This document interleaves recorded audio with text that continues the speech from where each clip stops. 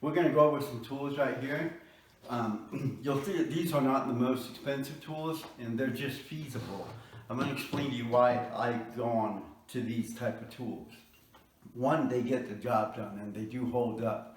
Two, they're not the most expensive. Here's my story. Here's why I do not get like DeWalt and these name brand tools that cost a fortune. It's because a while back I had all my tools in my truck. I went in with just a handful of tools to a customer's house for 15-20 minutes to install a dishwasher.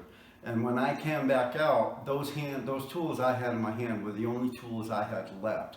My entire toolbox was gone, and I had anywhere from $800 to $1,000 worth of tools in there because I had the DeWalt's, I had the Fluke meters, and you know, all these very expensive tools, hand tools that just cost a fortune. So I learned not to get the most expensive tools from there on.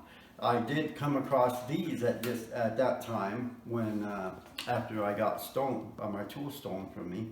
These Ryobi tools. This right here is a Ryobi. It's an impact type of drill. This tool, I think I've had this for about 7 years. Now everything's worn off from it. You can see this tool. It gets a lot of work. I have dropped it off a roof. I've dropped it off the ladders.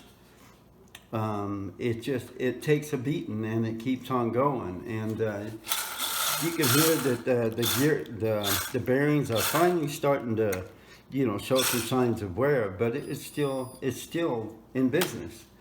And here you can see I put an upgraded magnet that I just glued onto the existing. It'll hold a handful of screws and even little tools and bits and stuff.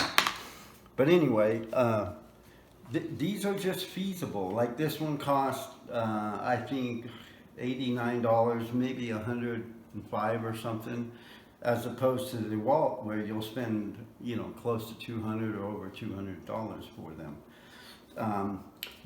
Now they have these batteries. When I first started getting these, they had these big yellow type of batteries. They were really crappy. And then they went to these, which is these tools are batteries are much better than those original ones they had. Those little lithium ones, they're much lighter, and they actually are stronger, and they hold. Everything is better about them. This one I just got recently in the last like 6 months. This one is very impressive. It's heavier, but it is incredible. It really stays with you, and it even has a little meter on this right here. You can see it's fully charged, but yeah, it's like a little meter, a little gauge that you can check it before you even take it out of your truck. Here's another